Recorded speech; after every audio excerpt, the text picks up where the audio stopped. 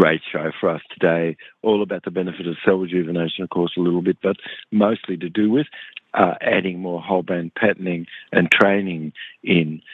So I showed today a little bit about this and how do you boost immunity as a result. Suddenly, of course, that happens and is happening. And what sort of music and other sort of environmental things could you have which assist this? You could learn more about life music, certainly, by tuning into the podcast that relates to that. But nature really wants to heal you up. You're giving nature a chance. You just simply have to fast and rest, and the result more is a net, which really is happening. And you've got this holding of more a healing power, more considered, okay? You've got immune cells, of course. You've got T4 cells, you've got T8 cells, and these immune cells really turn on, and then also they could be turning off your response to a toxin, because it could be just too much, and the body goes, okay, we're going to just turn off to that. So it's sort of adjusting things that are going on. And so the suggestion really is, where Jubb cell rejuvenation is, you're clearing this up and you're raising albumin as a result. In a natural healing setting, more, you're able to heal more. So psychological really matter that's surrounding and through you, energy and motion-wise, is really living what you're speaking and speaking what you're living next, and every single word you use has a physiology. And the same with life music alongside cell rejuvenation. And the practicing more of whole brain patterning is really like spending months, where the rainforest is and getting the effect of that over 42 days. So where somebody would have been camping more in the forest and you're feeling you've got natural neoplastic sort of anti-neoplastic condition more in the blood, and you've got these natural killer types of cells, and they can be improved like radically, more than 50%, because just somebody was going into the forest, and during the time of that, afterward, they had this observed effect. So where somebody would be just in the forest, or you're bringing nature more into the environment where you are, you're going to be seeing a dramatic spike more in immune activity. And when you say words like, immunity up, your immune systems actually can feel and hear those words, or, some condition that's neoplastic to go down, and so those are words which all have a structure. So it's particular where cells can detect this and life colloid can, and you're clearing away a neoplastic condition. And so the boostedness couldn't be just temporary, but yet elevated immune function that lasts and can keep going beyond just somebody had a bit of an experience where this was for a week or two, and it continues on for some time after you've returned home, let's say. But how about the powerful effect, scientifically more, of having aero life colloid where fresh air is, and reducing the stress because you've got exposure to these phytoncide types of antimicrobial compound, which is released by trees and plants. And when this is inhaled through fragrance, you've got phytoncide types of stimulation of the white blood corpuscle, white blood cells, which really produce and start to lower your cortisol and reduce the stress hormone that would have been there, that would have done something other than strengthen now your immunity, you see. So a city environment which could be full where noise is a bit and a pollution, yet forests offer, like a waterfall does, a calming and oxygen-rich atmosphere, and magneton-rich in the air. So this really resets the nervous system and lowers blood pressure and improves your sleep and mental clarity. And you've got trees and plants around you versus no, you've got just plastic stuff. This is going to be not so good.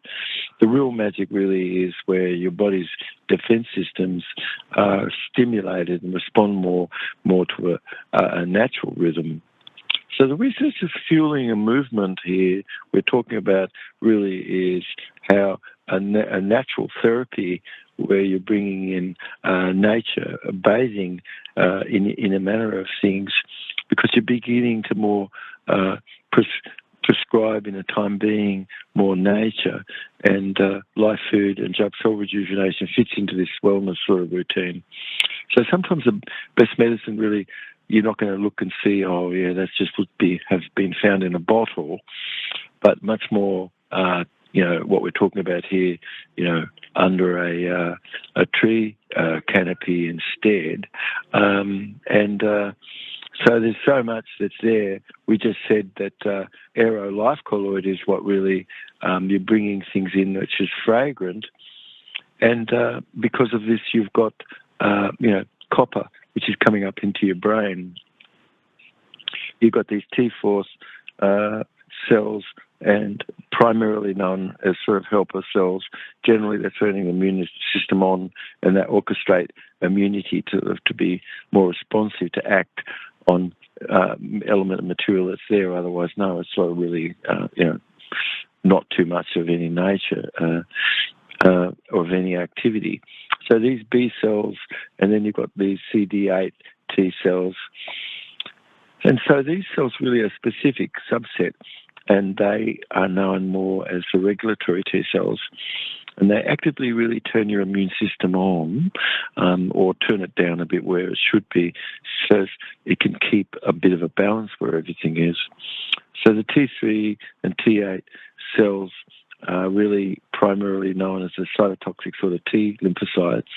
And generally, you could really see those perhaps having been turned off because you've got too much immune complexes in the plasma, which gets all cleaned out so that it starts to have a better immune function again, and so that you could clear away neoplastic cells and they could be just reduced. And so your attitude, where something is a force, of course, and your immune cells engulf and can transform targeted cells and induce apoptosis, which is this programmed cell death, to clear away what should be. And so cytotoxic molecule like perforin and these granulozymes within the phagocytic cells all help where this is. So interesting, of course, where you're happy, you're going to have a lot more nitrous oxide and things, and the healing is better, and for sure, and powerful complementary sorts of tools like we're talking about is really supportive, and you've got better immune functioning as a result. So providing a significant physical sort of mental health benefit, of course, and aiding more where healing is as protective against illness is where you've got more sorting towards things. You've got the use of direction to bring things within, and you've got mastery over what you're moving away from and what's outside. And so it's a coping where you've got whole brain patterning more, and where laughter is, of course, a copedness, where playfulness is. And these are things which can cause you to have better ability to manage more difficult sorts of situation. So bringing in the spirit of laughter ever more, where you've got the greatest room, and this is the room for improvement. You have a happy face very deep inside, and this kind of not be too discernible on the outside, but deeply inside. And just 1% more of what this is, and your muscle and your bone and everything is looking more for what that percentage is coming to be. Why not? You've got 99% fully happiness. So if we could just stop that internal dialogue and turn it off, polarize to it, and put things that you're dropping in the most negative terms you can, so it's just put into a bucket where it's just dropped, and this is becoming ever more eye-aware. And so where somebody really is behind what the process is going to work better if you're activating specific brain regions that's associated more where this is, or otherwise, no, it's not. You've been associated wrongfully using the vestibular sense to pain and anxiety, and that would have led to its own physiological response, of course. So the physiological response really that's seen is to do with like your expectation, what are you expecting? And this is pre-cognitive, before you've thought. It's sort of really what the set is going on below. And behaviour, causes these neurotransmitters and endorphins and dopamine, and those will all provide more relief and reduce stress. And you've got this nocebo effect where somebody would have had some negative counterpart to you, or what your expectation was, and the treatment, and to only have had that of itself, a negative side effect itself. So the brain chemicals really that's placeboed more trigger the release of the body's own natural pain reliever and your body's own natural chemicals known as endorphin. You've got oxytocin, which has caused you to feel more connection to people and things. And a positive social interaction is more sort of laughing, where friendship is. And so you've got more non-verbal command more, and you focus on your good non-verbal command of things as well as your verbal. So symptoms otherwise, could be not immediately clearing up like it should be, where you're using whole brain patterning and Jubb cell rejuvenation. So you're really seeing signs of remission from disease, and that's indicative because it's a reduction of all the signs of the symptoms that was of the condition. And so, for example, neoplasm and the signs of all this, you can see complete remission start to be, and including no evidence of the disease, or where an exam would be, or blood work. And so a partial remission means that signs and symptoms have started to be significantly improved, and that some could have remained. And the chronic illness and remission really shows that, you've got less pain, you've got less fatigue, you've got less of these other symptoms, you're returning ever more and more to a normal life because you're focused on detox and providing support. And so remission of a symptom is where you are supporting natural immunity, and you have a condition of an improved condition, and where symptoms have disappeared. And so what's detectable as evidence where some disruption to the ease was, and what's healing, you see. And so it's a complete remission, and called a full remission, or sometimes a total disappearance and signs more of reducedness of where the symptoms are in the disease. So Jubb cell rejuvenation, along with whole brain patterning, can help you manage chronic stress and thoroughly have reduced that so it doesn't exist proper. So communication is the response that you're getting back. And cell rejuvenation is certain stress reduction and the reversal of stress, and managing and reducing chronic low-grade sort of inflammation.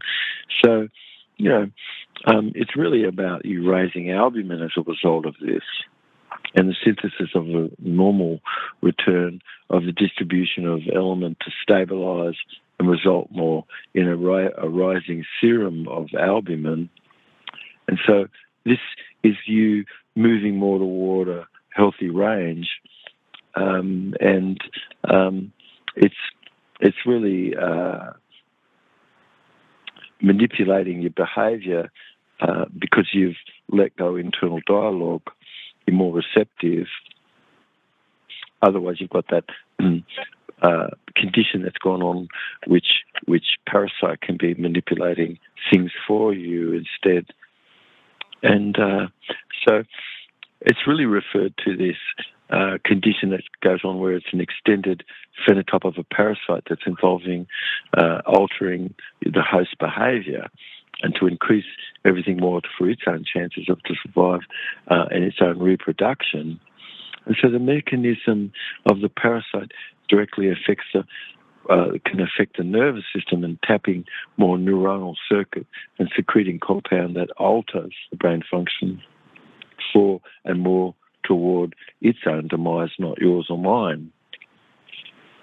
And life colloid fungus talk, and the fungus, like various office cordyceps, for instance, that's been looked into, that manipulate the ant's brain and cause it to bite onto a leaf at the tip.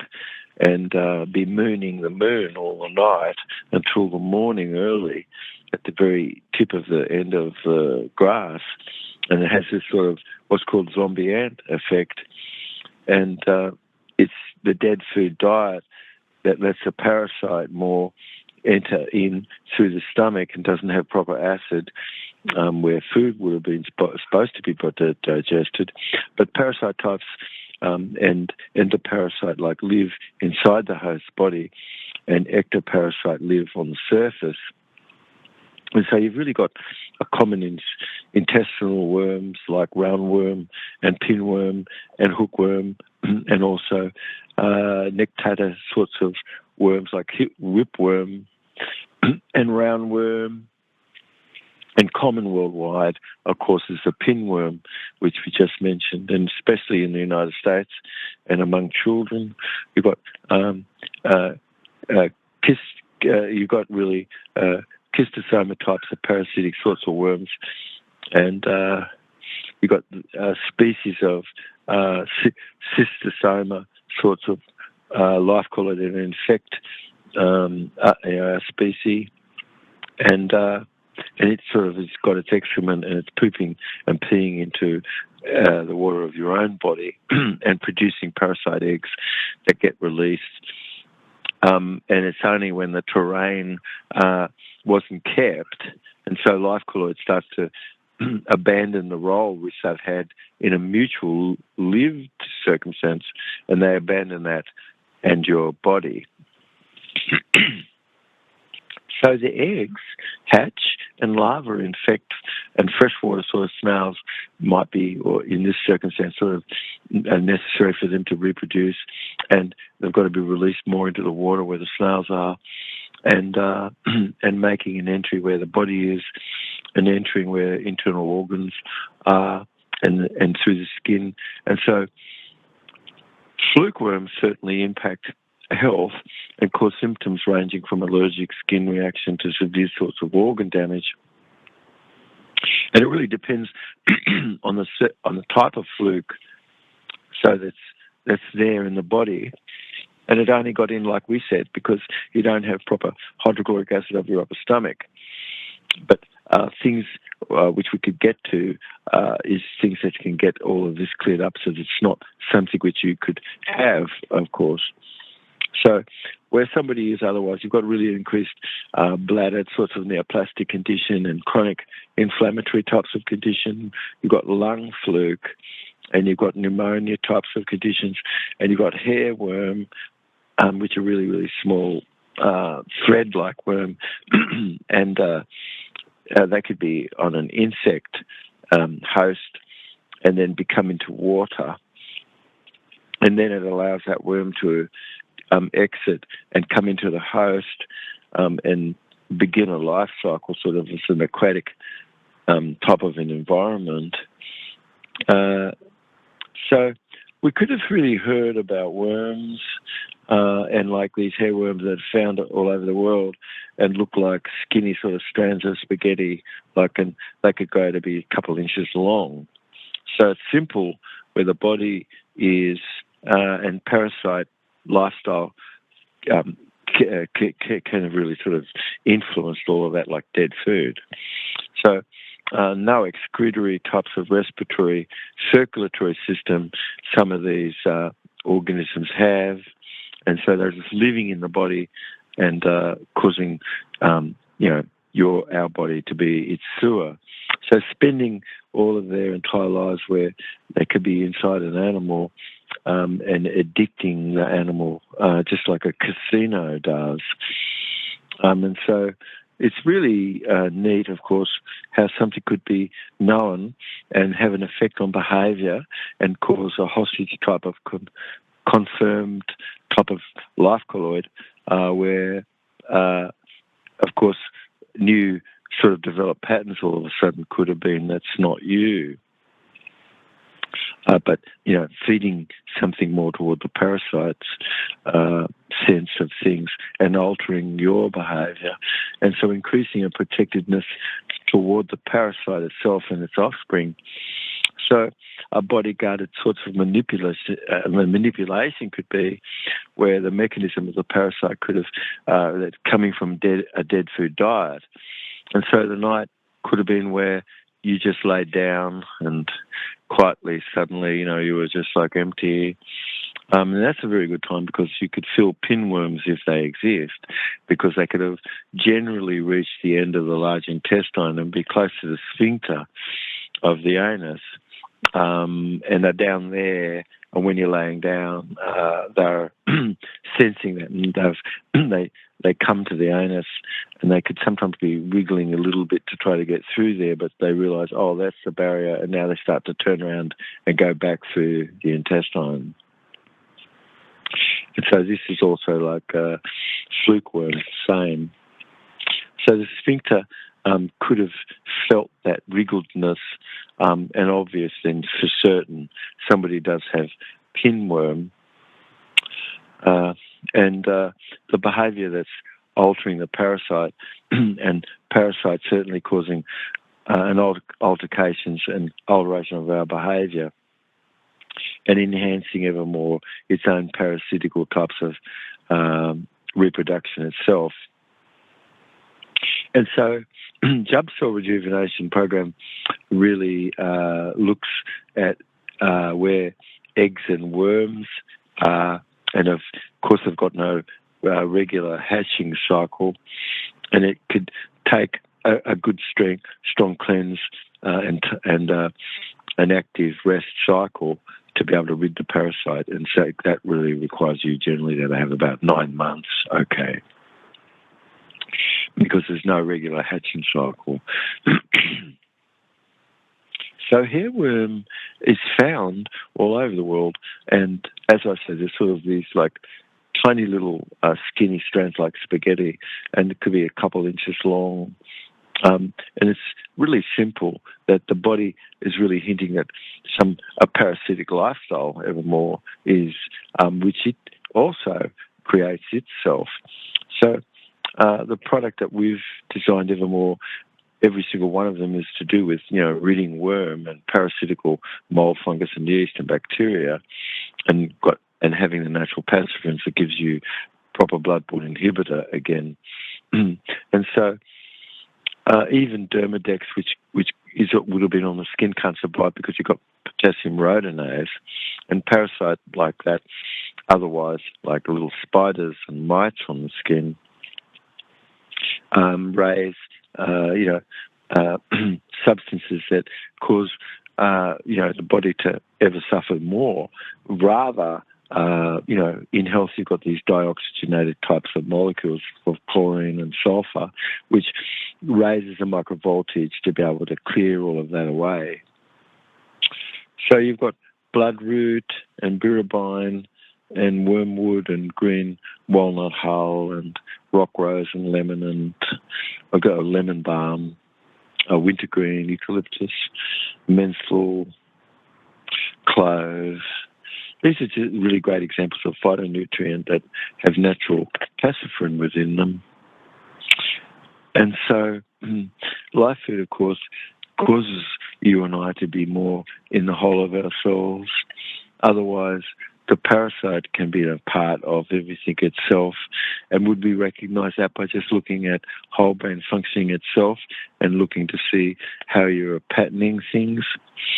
Great podcast more that's about this. So where whole brain functioning is combined, where you've got aromatic amino acid that we've been talking about, you've got garlic and ginger and mustard seed, you've got various yellow root like turmeric and remedy, which really is a great immune support. So alkaloid really, that's similar to substances in the formula like berberine compound, and like we have where the barberry is, and Oregon grapefruit, and various roots and things. It really has got great antimicrobial property that guards and clears up a whole range of various organisms, including protozoa and these helminths. So enzymatic food is essential for ridding these, and dead food isn't going to help. You've got to have fresh juice like pineapple and juice and cranberry and passion fruit all contain enzymes. And you've got proteolytic enzyme and like the bromelaise in the pineapple, for instance, that helps break down protein and really gives a parasite a bit of a rough time to be able to have survived. So otherwise the parasite could have various stages and hang out more in laminated material that needs to also be cleared out during this time, you see. So that's the reason more where you should do this over 9 months on a rest-active cycle, and you're learning to bring more live food in versus dead food during the time of this. And you could bring in some of this product, and that can help clear away the various parasitical sorts of stages. So live food really abounds, and it's just really what parasites hate the most. You know, they don't like garlic. It's antimicrobial property, and including sorts of guards against all sorts of other parasites. You've got pumpkin seed, which has been long used as a natural remedy for parasite, and papaya seed and pomegranate and things. So seed, which is inside our product, during the cleanse that you could think about doing, you've got enzymes within this. And you commonly have heard how papaya seed, for instance, really helps clear away toxin and clears away parasites. So you've got gingerols, where ginger is, and that helps guard against parasite. And you've got schistosoma and Gardia, and you've got ginger that helps clear all of these away, you see. The gingerol is really effective against parasite, and herbs which are combined where support is normal, that would be. So cinnamon, oil, can guard against flagellite and trichomonas. You've got so it's the reason why the Gouda was made, and so terrific, of course, it is for clearing away parasite, because it's got all these things we're just talking about, and succinic acid and lactic acid and vitamin C. And these things are all not friendly to parasite and assist you expel where worms are and things.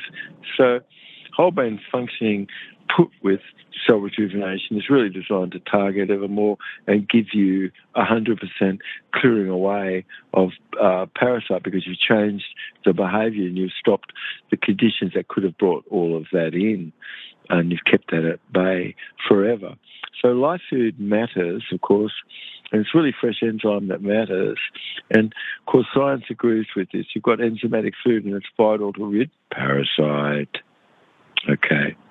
And also the South positive, where these are in the formula, it's so strong that it rids parasite, you see. So to turn things around, of course, and science could agree, where you've got corrosive acid, where worms are and things, you've got a fresh, strong enzymatic citrics and vitamin C, where fresh juice is, and, this just, parasites just can't stand that stuff, you see. So pineapple juice destroys parasite, but once it's all boiled and packaged and doesn't have any enzyme much, what about that? So it's really been popular, of course, where the value of adding garlic and things which like black walnut hull, especially if it's green, and then wormwood and clove and oregano, basil, thyme, sage. I was just thinking in my mind, all of those really demonstrate great paciferin power. So it'd be for me, in time gone by and to this day, have formula which is really paciferin parasite purgative, and it's like a triple P formula, which is natural antiparasitical formula which has got phytonutrient in it, and it's a natural paciferin parasite purge. And so it's got micronized nutraceutical types of element in it, like the white gold hydride and herb or ingredient that's micronized and put onto tiny platforms called sphingosine and ceramide, so it can be absorbed across the tongue and into the blood. So the black walnut Of course, it's green, the hull where that is, and oregano extract and things, and clove and wormwood, peppermint, citric acid and boron and bicarbonate, and grapefruit seed is just an example. And some of the product that we have has methylsulfonimethane in it. So you've got these natural backbones which is needed, especially those that are natural passivants that are transported where sugar is the most important nutrient. And so it's a need for fresh sources of hydrogen where sugar is, and you've got two types of sugar, deoxyribose and ribose, and they're important for making DNA and RNA. Sugar forms the backbone of DNA and RNA molecule, respectively, and sugars alternate where phosphate groups are to create this structural framework, which is essential, you see, for nucleic acid. And what happens where that could be not proper, where suddenly you were only just with dead food and you only ever had somatostatin, and that always blocked glucagon. So sugar really provides a great backbone, and if somebody has those molecules where the tissue is, but this is sort of something which has been really disregarded totally. The sugar molecules really are used, and they're essential components of things which are built. And so the sugar molecule that's used, is to build a central component of the body, including amino acid and DNA, like we're talking about in this story. And protein is needed for cellular growth and repair. And so cellular function and your communication going on, you see, tiny sugar molecule where it's on the surface of the cell is crucial for cell communication and the interacting where the immune system is. So that sugar, hydrogen is hydrogen really, and diluted, it's available for quaternary sorts of conformation of many essential molecules. So it plays in a great role where the overall structure and function is for your cells, and the nerve is applying quite a bit of hydrogen, which is coming from sugar, and the brain has supplemental conditions for energy. So relying on hydrogen, which is needed more than any other element, and it's making up the molecule of neurotransmitters and supplemental nerve energy as well. So it's important that hydrogen, where this is in sugar, and you're not finding that in fat and protein. And endoplasmic reticulum organelle, where life colloid is in the cell, you've got these molecules which are glycoproteins, which hydrogen is very important. So where is the sugar that makes glucose, fructose, and galactose, ribose and deoxyribose? These are all sugars. And so they're extremely important and missing in today. Because why? Since the 60s, there's about a 60% reduction in fructogenics that's going on at the moment. So, you've got 9 and the number 9, and you've got sugar molecules where carbon is, and, those could add up to 9. And you've really got 5, yes, and carbon atoms where hydrogen is, and sugar to make up DNA, and pentose, monosaccharide, like simple sugars, where 5 carbon is, and chemical formulas where pentose. Hydrogen is something which is so important. It's a tension that we have where formula is. And so what you've got really is anti-sporulative and tissue which has got regenerative effect. And like ace-mannan, for instance, that's in aloe, just a really great example of the type of sugar that's incredible properties for healing and provides a backbone. And so mannose and glucose units all linked with these beta mannans and things, glycosidic types of bonds, and you've got nutrient, which really is soothing and healing. So shouldn't you really know how important sugar is, of course, as essential, and nothing that's available as clean as what this is ready to transform where life colloid is into what's useful.